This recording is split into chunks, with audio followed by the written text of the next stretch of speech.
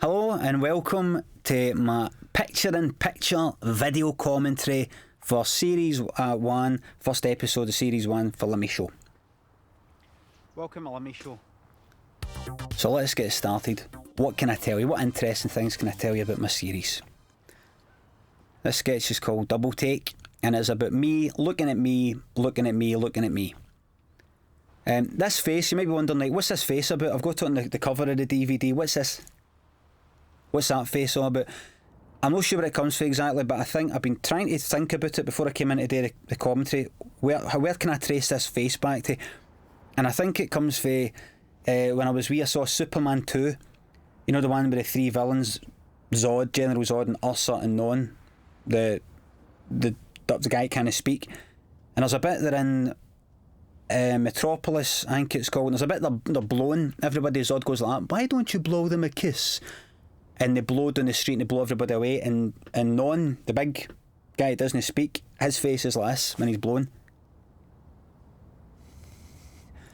And I think I must have thought that was funny, and it stuck in my mind, and it came out in this about 20 years later. Hey, shut! Glasgow Tower shut there, the joke is. The Glasgow Tower shite. They made this tower that's like kinda tall. It's not very tall, it's kinda tall, and it breaks all the time, and then they have to start it again, and it breaks all the time, and that's the idea about that. It's a wee Glasgow in joke. I just want to look my best. So I headed round to that for some. Jacqueline McCafferty, the ex-junkie woman with a chip in her shoulder. Where did I get the idea? Where's Jacqueline come from?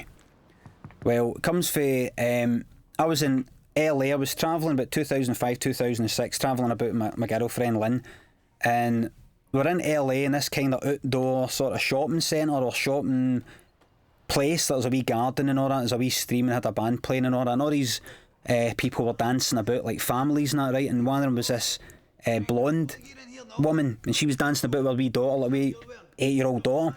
And she kind of looked alright for the back, dead glamorous, just like Jacqueline here, but see when she turned around, her face was like haggard, you know, like Don't Look Now. You know that film, Don't Look Now? That's kind of ruining the ending of Don't Look Now, but it turns around like all kind of wrinkly and done in.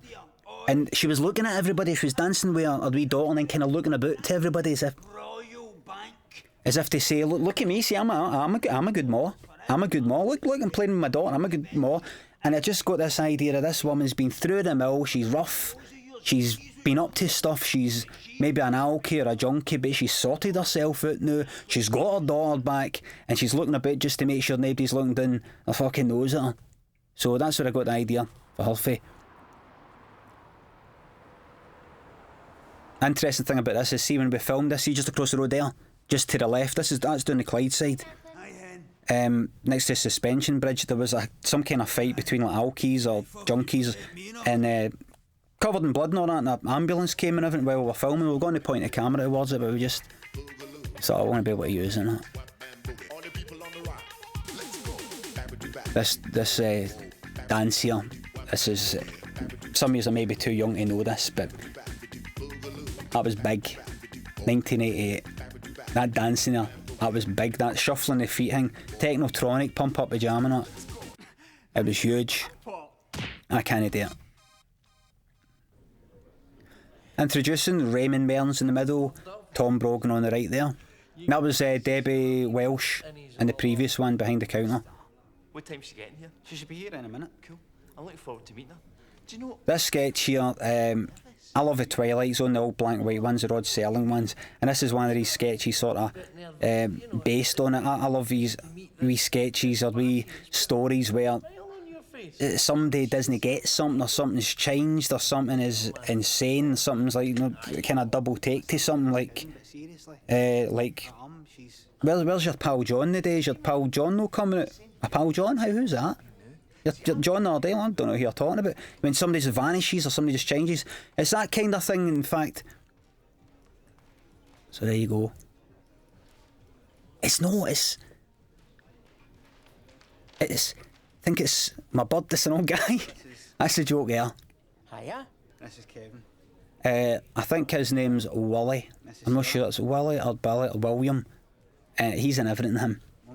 He was in my show. He was in like an all Scottish comedy show and an all Scottish comedy show. See him? It's like, you ever watch like Neighbours or any Australian stuff? You get Neighbours and you get Prisoner Cell Block H, and you just see them all in everything because it's such a tiny wee country. There's hardly any people going to be. He's in everything.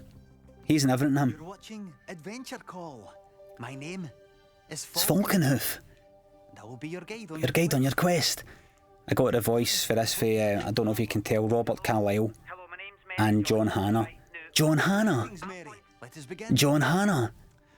You know more Crowded House songs than you think you do, John Hannah. On the floor. And Robert Carlyle. And Adventure Call's based on all these old, old text-based adventure games. Some of the young folk, if you're quite young, you won't know any of that, but in the 80s, text-based adventure games on the computers like Go Left, Get Key, Enter Door, all this sort of rubbish. And it only took like a wee verb and a noun, like get key. If you did put key in door, it says, I'm sorry, I do not understand. It kind of annoying like Falconhoof. So Falconhoof sort of comes for that. A wee bit of Raven, that programme Raven, a bit of Nightmare as well. 80s programme as well. One of these, these kind of dressed up in a sort of bear suit thing or whatever it is. I don't know what it is, but What can I do? I do not possess the powers. so it's based on that. And people have said to us, that's actually a really good idea for a show. Like, you should actually, you'd rake it in. They've said to us, you'd rake it in if you made that into a real show. And Would you like me to pass you? I kind of dismiss it and I go like, aye, that would be funny. And I'm like, Well, I actually could rake it in. I'd be like a billionaire by the time this time next year if I started that. you're awake. Because I was thinking, see that number there? See that number up the top left? On the floor. 0909. See, I wanted to put a phone number in so it looks like a real phone-in thing. But you can't just stick any number up because obviously you try and just stick a random number up, it will actually be a real number. And somebody will just get pestered with all these phone calls going like, ah, right, Falconhoof, leave me alone. So you actually have to get somebody to make it. There's a kind of list of numbers that don't actually do anything. But I could have swapped that number in the edit at the last minute for a special actual kind of, one of the 0898. No, it's not 0898 numbers anymore, but I could have swapped it for that in the last minute, no told anybody. Nobody would have noticed it. And people would have phoned that and I'd just feel like that. Quid, everybody watching, pound, be loaded. There's a couple. By the time I got found, I'd be off, man. It's James. Be away to Rio. Practically broke his jaw. Long time ago, mind, but still. This one's called Strange Bedfellows. And it is about like in Facebook, when you see your friends list, you add people maybe for school, and then you see that they are friends with somebody like you used to work with, and you're like, what? Strange bedfellows. Who, me? Strange Bedfellows. There's a Columbo episode called Columbo, Strange Bedfellows. Strange. And see, whenever it comes on the telly, people on Facebook or whatever tell me. Well, it means Like, the thing is, I know because I love Columbo and I know when Columbo's coming on, like a year in advance. But people go, you check out, it says, gonna stop using that phrase. Strange Bedfellows. Since when have And I then another person says, there's a Columbo on right now called Strange Bedfellows. first time for everything? And then somebody will email me, there's a Columbo on right now called Strange Bedfellows. And then somebody will text us going like, there's a Columbo on right now called Strange Bedfellows. And then somebody will phone us and say, do you know there's a Columbo on right now called Strange Bedfellows? And every time I have to go like, is there? I'm going to go and check it out. You're joking. I know what one it is. It's with a guy out of Cheers, the big fat guy. It's not actually a good one. I think it's an 80s one. Nothing to do with that. Nothing to do with that. So there I was, stoning in the playground. Nae sweeties. Wee Gary. That tie there is the school tie Fellow pupils of for my old primary school, Canmodrick Primary. Kind of silver with a pink stripe through it. And I think the school's wrecked now, nobody goes to it anymore. It's wrecked, smashed in, burnt and everything. So All I did was I clasped my so this is me immortalising Canmodrick Primary.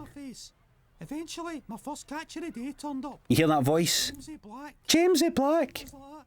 What have you got there, What have you got there, Gary? I had a pal who talked like that. Your business, I won't name him, right? please. But I had a pal in primary school who talked like that, and then in secondary school he talked like that. And see, I think I saw him last time I saw him was about 10 years ago. I've got.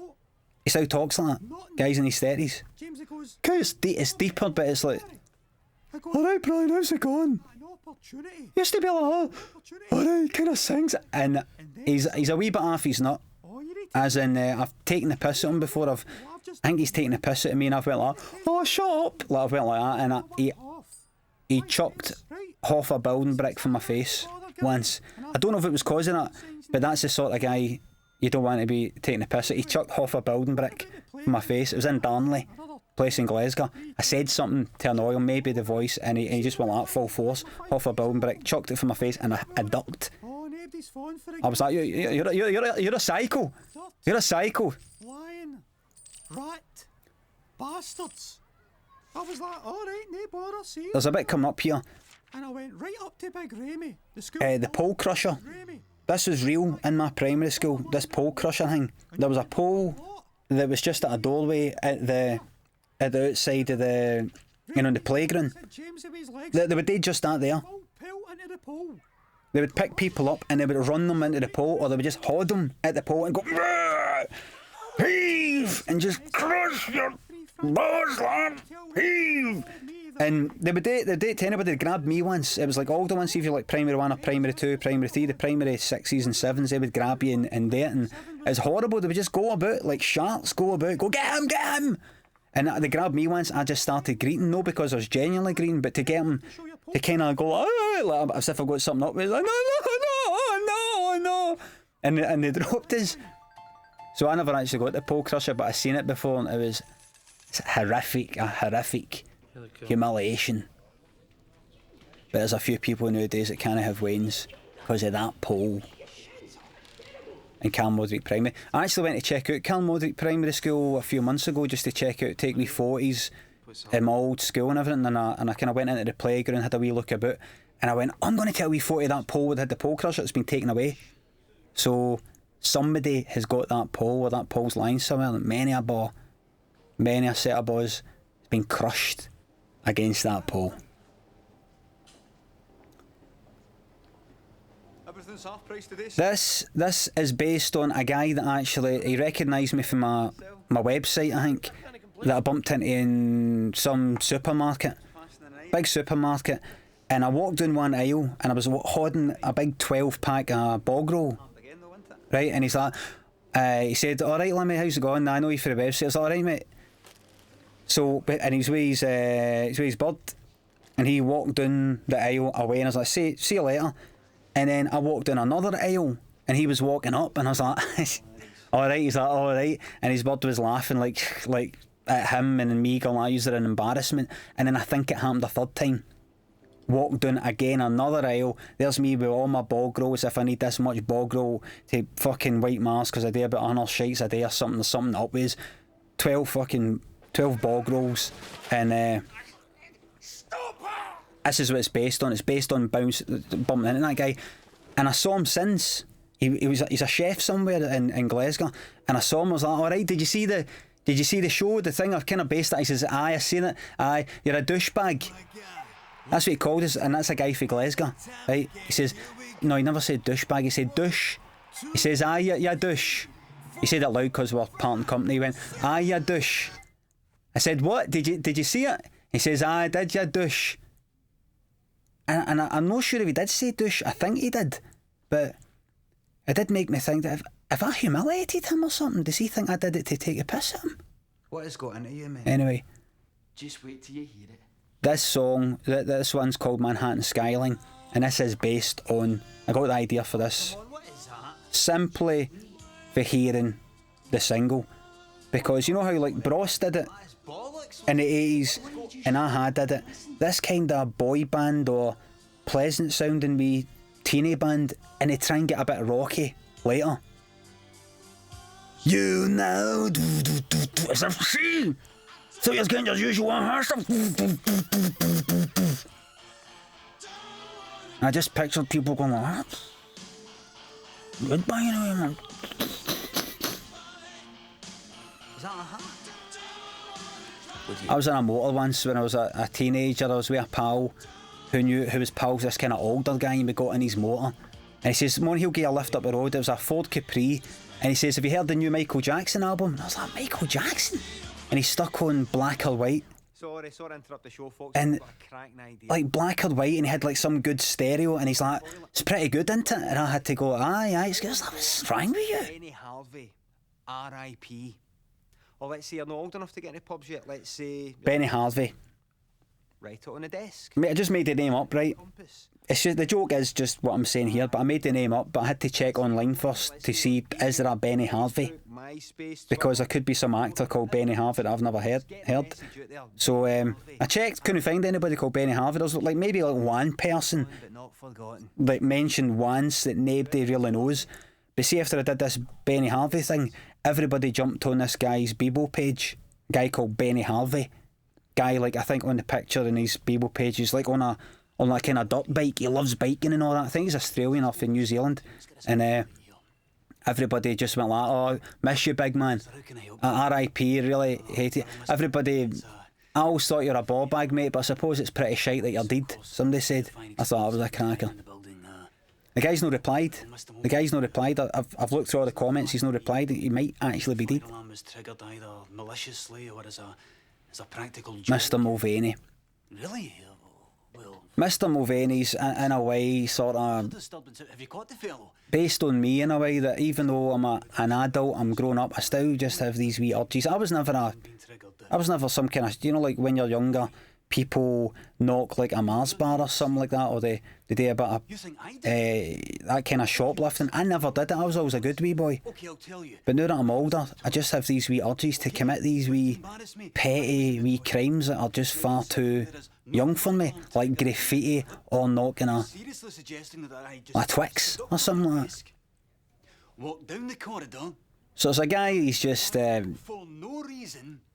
And then he's at the top. to the toilet. There's a guy at the top, Good. and this is what he has to do to entertain himself. Everyone, I was there. It's the sort of thing that Alan Sugar should do. You see Alan Sugar, see these millionaires, these billionaires. You see them on the telly and they're always miserable. They're never happy. And it's because they're missing out on these wee pleasures in life. I wouldn't be surprised if Alan Sugar actually does, maybe now and again, just like knock a wee Twix or something like that. Of course he doesn't. I wouldn't suggest that. That's of course he doesn't. But I would, if I was him. A helicopter at the beginning of Apprentice, he's in a helicopter. I would say, take the helicopter, land it down there, next to that shop, and I would go in, knock a Twix and a Star Bar, go back to the helicopter and go.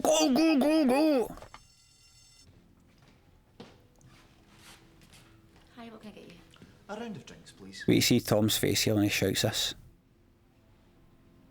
He almost goes squint here with a blast. Look, just look at that, man. His eyes just going.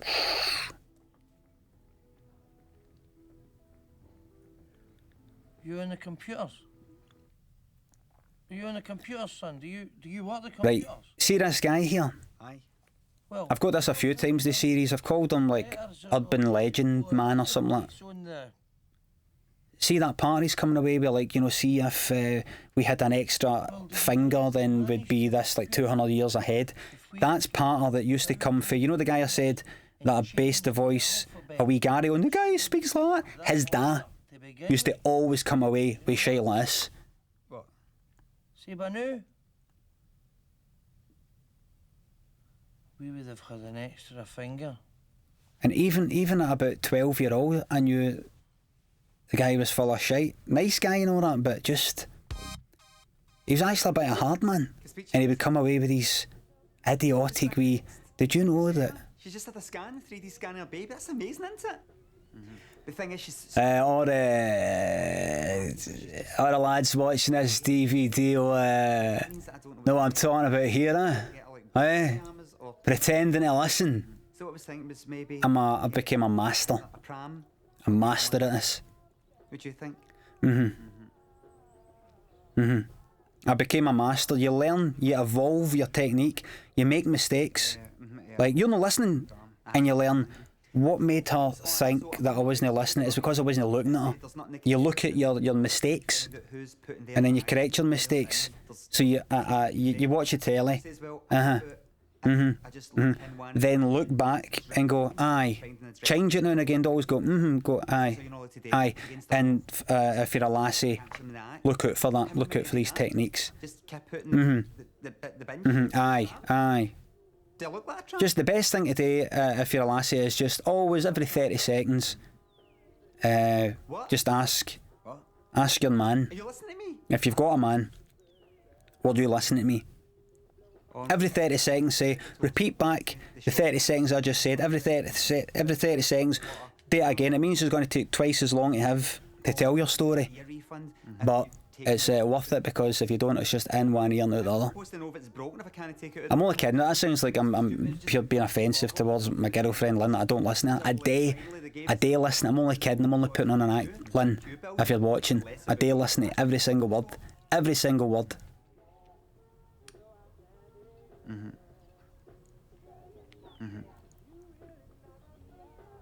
You've not been listening to a word I've been saying? No, I was. Aye. No, what have I been saying then? That's the worst thing you can hear. No, what? That's the worst thing you can hear. What was I just saying there? And she got What? What? The best technique is to take offence. What? You took Oh, don't Jesus, what? Alright. Oh, is it alright? I don't know, getting The best thing I actually do really is actually to listen. For people to listen to other people, but it's just not going to happen. People have all got things in their mind. It's not going to happen. Where you see this dog here, do you know, I think this dog looks like, you know, Rod Hall and Emu? He looks like a puppet, look like an arm's just, there's a guy underneath the basket that's just put the arm up. He looks like a dog. I'm hitting all these 80s references, but I'm sure like some of yous are like 16, haven't got a clue what I'm talking about, but he's like the dog at a Fraggle Rock. See that sound when that goes in? I wanted that specifically. I wanted it to sound like a pencil going into an apple. Fucking... DD here, I think DD's my favourite character for the stuff that I've made on it, because he's basically based on me. I know that Mr. Mulvaney's sort of based on, isn't it? But DD, see what he's doing there, that sleeping thing? Sleeping. See, just after school and before I went to college, which was about like 6 months or something, and after I left college, uni, before I actually got a job, that's what I was doing. Not at that level, but just sleeping, wake up at 2 in the afternoon, back to sleep, wake up at 7 at night, back to sleep, just sleep. And one of the side effects of sleeping so much is that I would get these dreams that are quite vivid, but they would become more and more less fantastic. If you know what I mean, they become more and more normal, and I would have dreams about the most normal things, like my pal telling us he was going to dye his hair blonde. I think I had a pal Paul, and I think I went to the pub on the Friday and I said, what happened? I thought you were getting your hair dyed. He's like, what? You're getting your hair dyed blonde? So, no. So you did? Remember you told us? No. I'm like, did I dream that? I used to say that all the time. Did I dream that? And that's sort of based on just sleeping so much, you just don't know if what was real and what isn't. Watch us. The music you can hear there is Geronimo's Cadillac by Modern Talking. I'm right into Modern Talking. See, if you watch the pilot, you'll see that there's Modern Talking. That's the kind of the blonde guy and the guy with the long dark hair, then Brother Louie.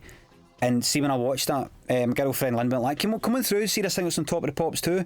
And I watched this Modern Talking, this 80s band. I was like, this is brilliant. This is brilliant. And I got their albums and I got their singles. Amazing. Geronimo's Cadillac, I think, is one of my favourite songs. One of my top 2 songs, man. Love it. So I phoned my dad. This actually came from a podcast. Quite a few of these characters came from a podcast, World of Glasgow podcast that I had.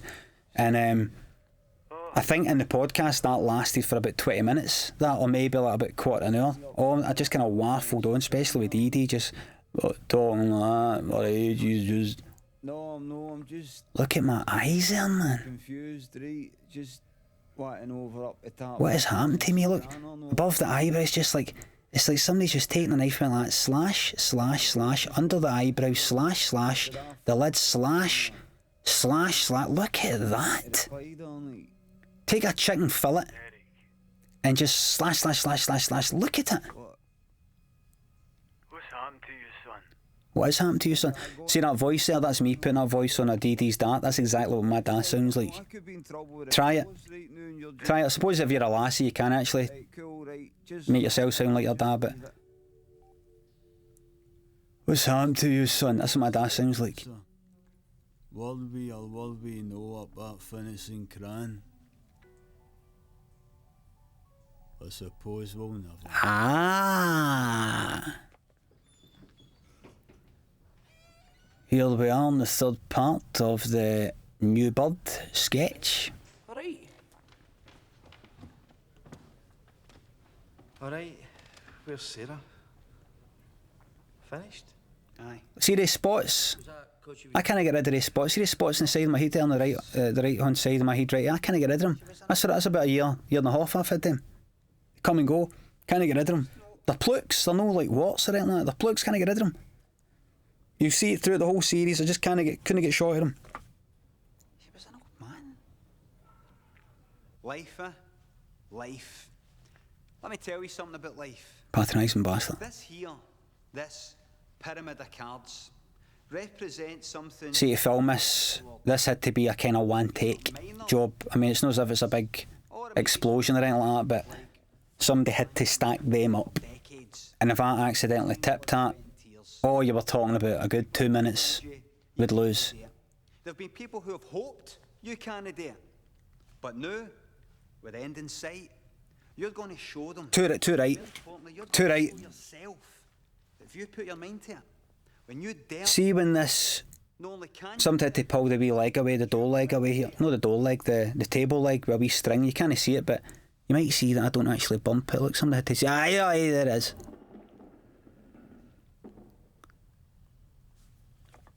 and that's That is life, mate.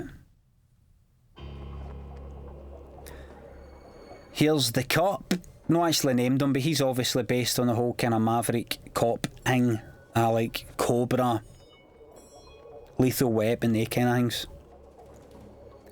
An enemy that he's somehow got some kind of magical powers with the ability to transport or... I don't know, something like that. He's like some kind of dream master or something. I don't know what I'd call the enemy. I think I called the enemy Ramirez. Ramirez! That's in the same place that we filmed the Jacqueline sketch earlier in the episode, Cross the Road, where the fight happened. I'm your worstest nightmare! See that part? I got that for that guy. Whose voice was that? He used to say that because he got that for some film. It's amazing how you just copy everybody else's part. There's a game called Striker for the Atari ST that used to start with, "You dare fight me!" And I've based on that. Well, ladies and gentlemen, that's the end of the show. I really hoped that I would get that in that basket. I really did. I think I might get it in. I might get it in, but of course, no.